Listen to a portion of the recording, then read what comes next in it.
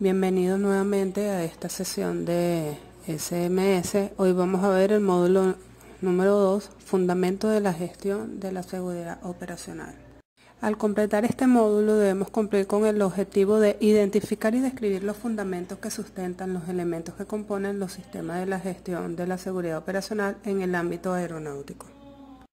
El contenido que manejaremos en este módulo es el concepto de la seguridad, la evolución del pensamiento en materia de seguridad, el concepto de causalidad de los accidentes, el modelo de Reason o queso suizo, accidente institucional, desviación práctica, teoría de Scott A. Snook, personas, contexto y la seguridad, el modelo Shell, errores y violaciones, cultura de la seguridad operacional e investigación de la seguridad. Concepto de seguridad. ¿Qué es la seguridad para nosotros? Ceros accidentes o incidentes graves. Un punto de vista que generalmente posee el público que viaja. Cuando yo viajo, yo pienso que no voy a tener ningún accidente. Es libre de peligro, es decir, aquellos factores que causan o que probablemente causan daño. No podemos saberlo. Son las actitudes frente a los actos o condiciones de inseguridad por parte de los empleados de las organizaciones de aviación. Es prevención de errores, es cumplimiento de reglamentos. La eliminación de todos los accidentes e incidentes es imposible. Las fallas siempre van a estar allí, siempre van a ocurrir. A pesar de los más logrados esfuerzos de prevención, no hay una actividad humana o un sistema que esté diseñado por el ser humano que esté completamente libre de riesgos y errores. Y los riesgos y los errores son siempre aceptables en un sistema implícitamente seguro, es decir, que los tenemos bajo control. Según el documento 9859, la seguridad operacional es el estado donde la posibilidad de dañar a las personas o las propiedades se reduce y mantienen al mismo nivel o por debajo de un nivel aceptable mediante el proceso continuo de identificación de peligros y gestión de riesgos de la seguridad operacional. ¿Y qué pensamos cuando ocurre un accidente? ¿Qué, quién, cuándo, por qué, cómo, por qué ocurre? Entonces, normalmente podemos conseguir, en una aproximación tradicional, se puede evitar un accidente, se puede prevenir un accidente. Esto puede estar orientado a las causas y las consecuencias que generan ese accidente. Puede ser un estado inseguro por parte del personal operativo que trabaja. La culpa o el castigo por no cumplir con los deberes de la seguridad están siempre presentes y se contraen los problemas de seguridad en la operación que se esté realizando. Entonces, ¿qué ocurre? ¿Qué identificamos nosotros? ¿Qué, quién y cuándo? Pero no siempre se revela el por qué y el cómo. Eso es algo que está implícito dentro del proceso de investigación del accidente que esté ocurriendo. Desde el inicio de la aviación hemos ido evolucionando nuestro pensamiento en materia de seguridad aeronáutica. Fíjense, desde 1950 normalmente se tomaba en cuenta los factores técnicos hasta los años 70.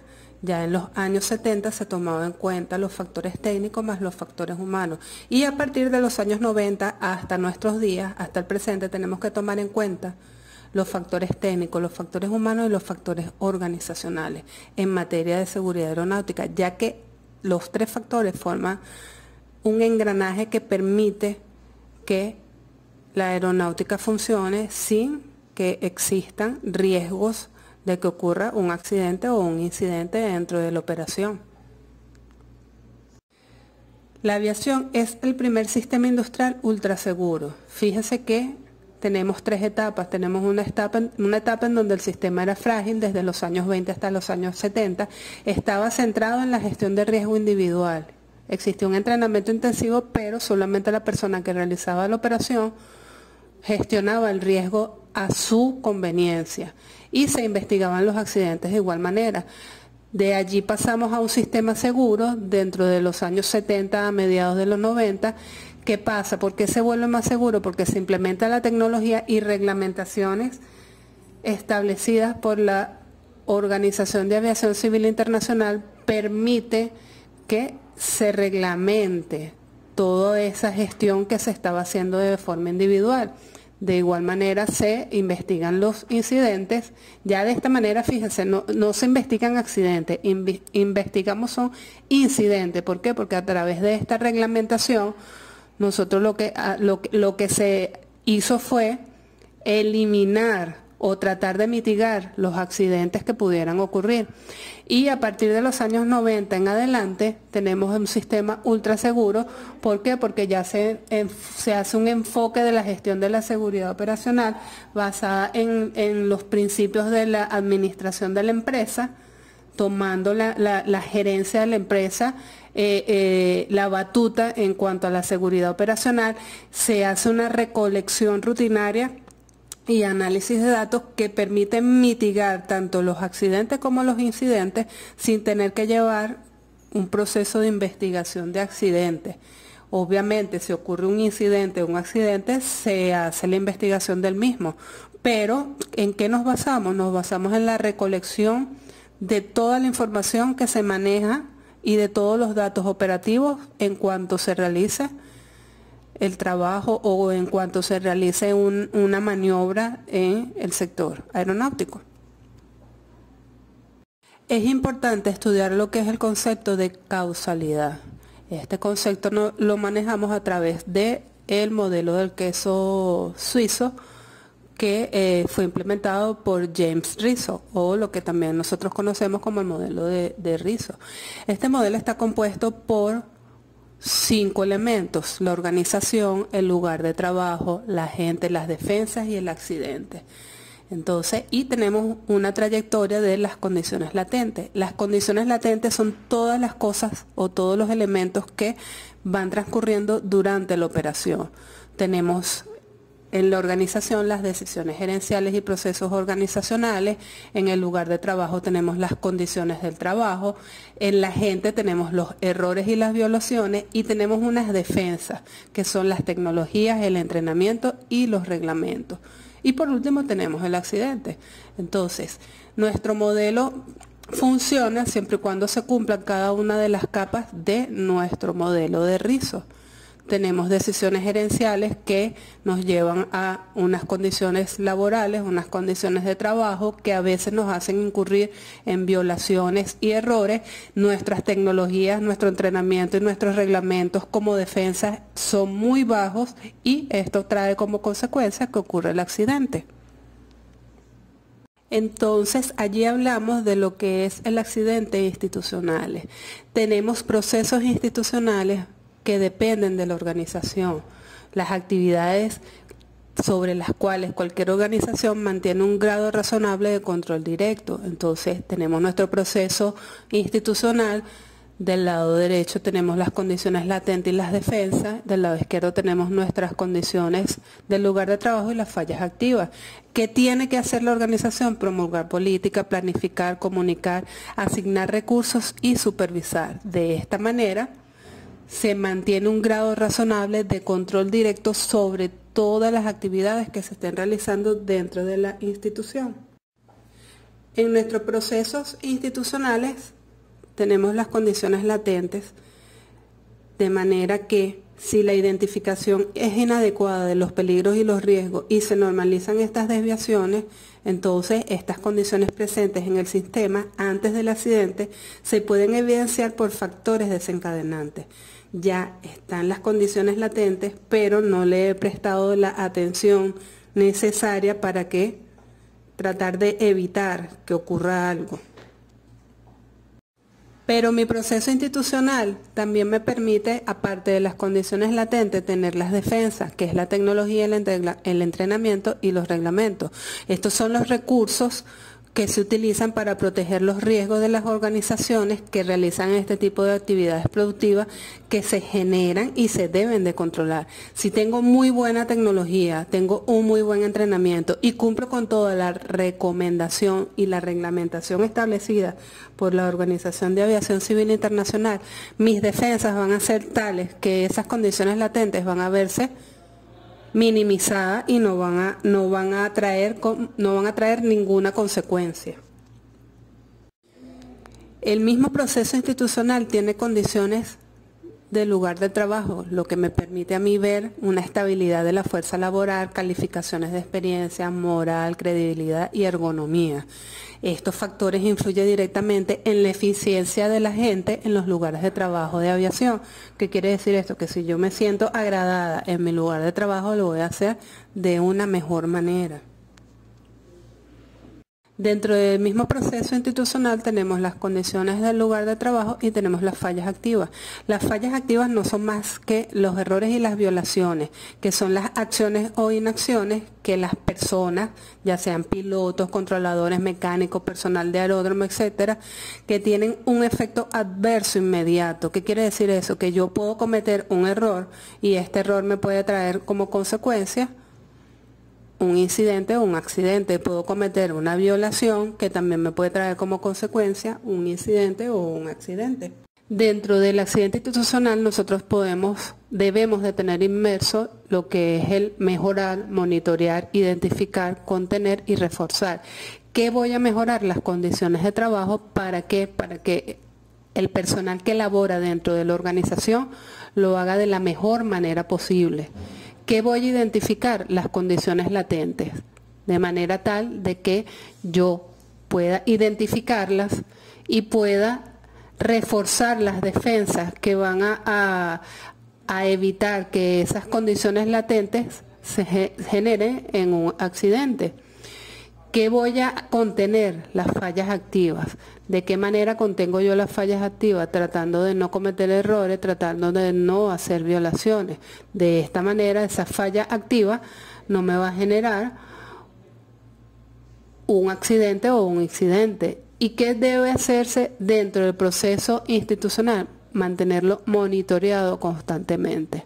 De esta manera se evita que ocurra el accidente institucional.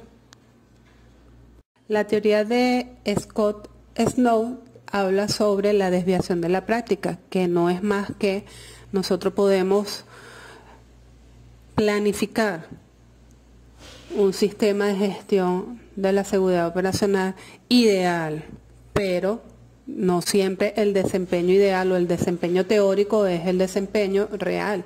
Siempre va a haber una desviación. Siempre va a haber una desviación del modelo ideal que nosotros estemos desempeñando. Entonces, siempre podemos decir que tenemos un desempeño teórico, un desempeño real, y la práctica, la deriva de la práctica nos puede generar un incidente o un accidente si no cumplimos con el mínimo de requerimientos establecidos por nuestro sistema de gestión de la seguridad operacional. Y aquí podemos evidenciar que lo importante siempre es invisible. Solo vemos el accidente, pero no vemos qué me está generando ese accidente. Tenemos unas condiciones latentes, tenemos un incidente, tenemos incidentes serios y por último tenemos el accidente. Para que ese accidente ocurra, fíjese lo que tiene que ocurrir. Entre 1000 y 4000 condiciones latentes, entre 100 y 1000 incidentes, entre 30 y 100 incidentes serios para poder llegar a entre 1 y 5 accidentes. Las condiciones latentes siempre me van a dar un indicativo de que pronto pudiera ocurrir o no un accidente. Los humanos y la seguridad operacional. Los lugares de trabajo en la aviación siempre incluyen complejas interacciones entre cada uno de los componentes, pues el mundo aeronáutico es muy grande. Y para entender lo que es el desempeño operacional debemos entender cómo puede verse afectado por las interacciones de varios componentes en el lugar de trabajo de la aviación. Fíjense, esta lámina nos muestra desde una partida desde un punto A hasta un punto B, y la manera más fácil de llegar es de la manera recta, pero también podemos hacerlo en la otra dirección. Entonces, comprender el desempeño humano dentro del contexto operacional en el cual ocurre, podemos tomar cualquier decisión en cuanto a una operación. Aquí podemos observar los procesos y sus consecuencias. Las causas y las consecuencias de los errores operacionales no son linealmente en su magnitud. Fíjese que en la primera imagen de mano izquierda tenemos que cae la maceta, pero está cerca del piso y no le genera daño a nadie.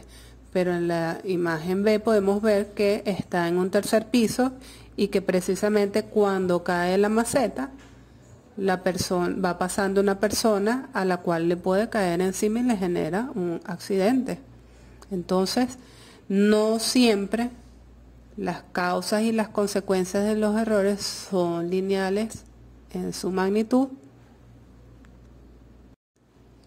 El modelo Shell lo que nos hace es entender la relación entre las personas y las operaciones. Tenemos un software, tenemos un hardware, tenemos mediciones, tenemos usuarios de equipo, tenemos personas que interactúan dentro de nuestro sistema. No es un solo elemento, tenemos un complejo elemento, o sea, tenemos un compendio de elementos que interactúan a la hora de realizar una operación. Dentro de la aeronáutica se manejan los errores e infracciones. El error no es más que una medida tomada o no tomada por un miembro del personal de operaciones que genera un desvío de las intenciones o expectativas del miembro del personal de operaciones o institucionales. Tenemos varios tipos de errores. Tenemos las confusiones y omisiones y las equivocaciones.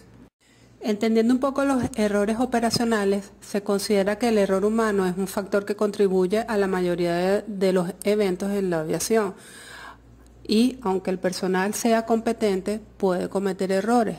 Y los errores deben ser aceptados como un componente normal en cualquier sistema donde los seres humanos interactúan con la tecnología.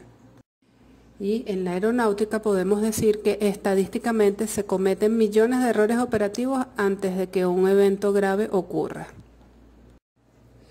Los errores humanos se pueden controlar a través de tres estrategias.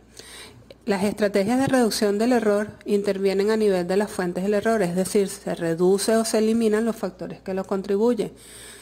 Por ejemplo, si yo no me siento ergonómicamente conforme con mis condiciones laborales, la organización debe mejorar esos factores ergonómicos que están influyendo en que yo no pueda ejercer bien mi función. Entonces, ¿cómo podemos hacerlo? A través del entrenamiento, a través de la mejora de los factores ergonómicos, en un diseño centrado en el ser humano, tomando en cuenta las necesidades y las carencias que como ser humano podamos tener dentro de la organización. Otra estrategia para controlar el error humano es la estrategia de captura del error. ¿Cómo puedo hacer eso? A través de listas de verificación, de tarjetas de tarea, tiras de vuelo, es decir, documentando la actividad que se está realizando.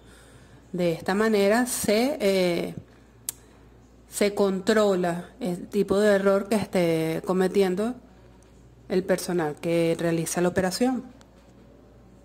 Por último, la estrategia de la tolerancia al error interviene de manera de incrementar la habilidad del sistema para aceptar los errores sin mayores consecuencias. Porque me equivoque no voy a ser sancionado, al contrario, porque me equivoque me deberían de inspeccionar con mayor atención, me deberían de capacitar de mejor manera, de manera tal de que no me sienta afectada por cometer un error.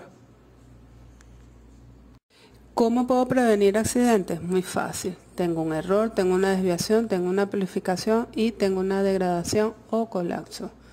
Cuando yo cometo un error, en este caso una omisión de flap, no estoy cumpliendo con la lista de verificación, estoy haciendo una desviación.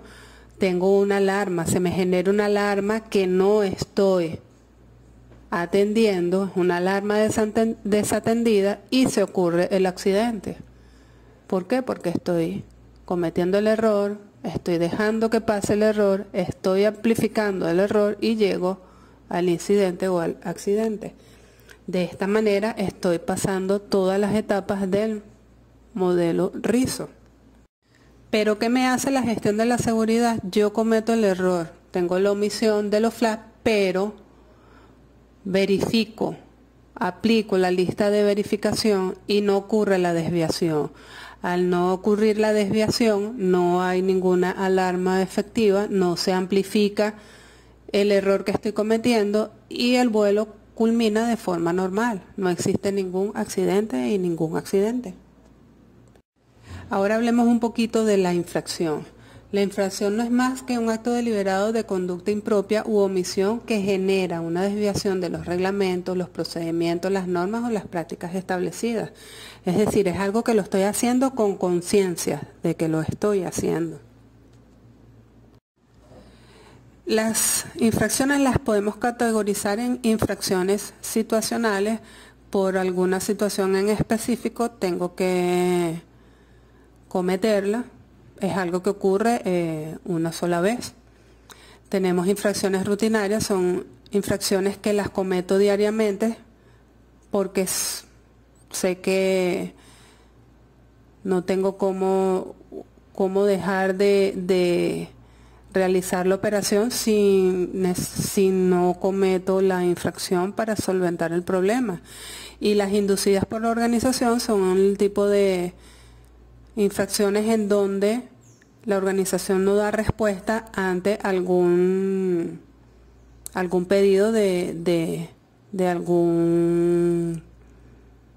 alguna persona que trabaja dentro de la organización. Para entender las infracciones podemos ver esta lámina en donde tenemos el riesgo desde bajo hasta alto y una producción del sistema del mínimo al máximo. Tenemos una diagonal que nos da un espacio de seguridad, un espacio de violación y un espacio excepcional, en donde podemos ver que dentro del espacio de seguridad se cumple con los objetivos de producción del sistema. En el espacio de violación tenemos un incidente y por último tenemos el accidente.